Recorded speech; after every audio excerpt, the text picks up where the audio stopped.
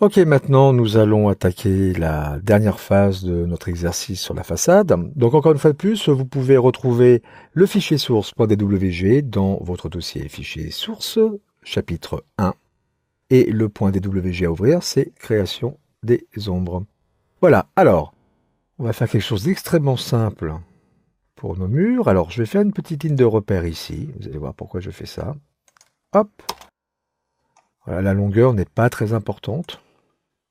Voilà, je m'accroche bien ici. Voilà. Et je vais faire la même chose de ce côté-là. Je vais faire 60. Et de l'autre côté, pareil. Je vais faire 60. Voilà. Alors, ce que je vais faire maintenant, c'est que je vais décomposer cette polyligne. Je prends donc l'outil décomposer, je clique sur cette polyligne et je fais Enter. Alors pourquoi est-ce que j'ai fait ça? Pour la simple et bonne raison que je voudrais que ce trait rejoigne celui-ci. Donc, prolonger, je clique sur celui-ci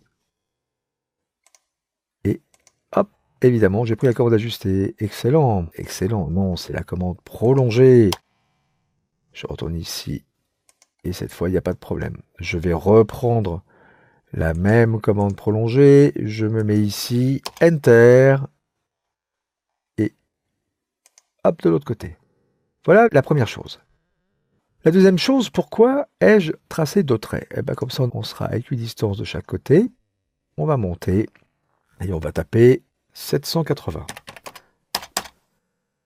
Voilà, je vais aller de l'autre côté et je vais également taper 780.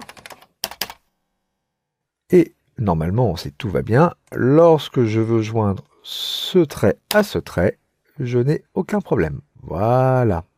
Je pense que maintenant vous avez compris où je voulais en venir. On va juste faire ce petit réglage ici. Donc bien évidemment, je vais venir fermer quand même un petit peu. Ça sera quand même un petit peu plus joli. Là, pareil. Hop. Et maintenant, je peux sélectionner ce trait, et je supprime. Ce trait et ce trait aussi. Voilà. Alors, je pourrais faire une chose aussi très amusante. Avant de m'occuper du haut, regardez bien. On va aller mesurer d'ici à ici ce qui se passe. Nous avons donc 972,09. D'accord. Je vais aller ici. 972,09. Donc je vais aller prendre ma calculette. Je vais faire 972,09. Alors je reprends, je me place bien évidemment. En faisant 972,09 divisé par, on va faire 10. Il me donne donc 97,20. Ok, alors regardez ce que nous allons faire. Je vais faire un petit trait comme ça. Voilà. Je vais prendre l'outil ajuster cette fois. Je vais aller ici et enlever ça. Je vais faire pareil de l'autre côté. Ici et là. Et vous voyez que ce trait-là, je vais volontairement l'effacer. Regardez pourquoi. Je vais faire juste un petit point de raccord comme ceci. Mais il me faut ce trait comme ceci. Voilà. J'avais, si je reprends ma calculette, 97,20.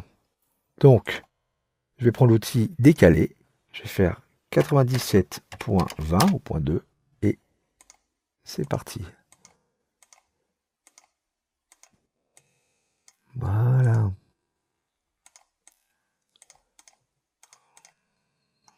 Voilà le dernier. Voilà ce que je voulais faire. Donc c'est très simple. Maintenant, pour faire la même chose de l'autre côté, je prends mon outil miroir. Je sélectionne comme ceci.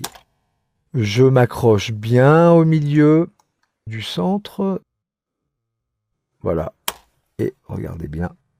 La dernière chose qu'il va me rester à faire, c'est de tracer mon trait. Alors, je pourrais faire exactement la même chose avec ce trait-là, c'est-à-dire que je vais prendre l'outil miroir, sélectionner ce trait, venir bien m'accrocher au milieu, Enter, et voilà.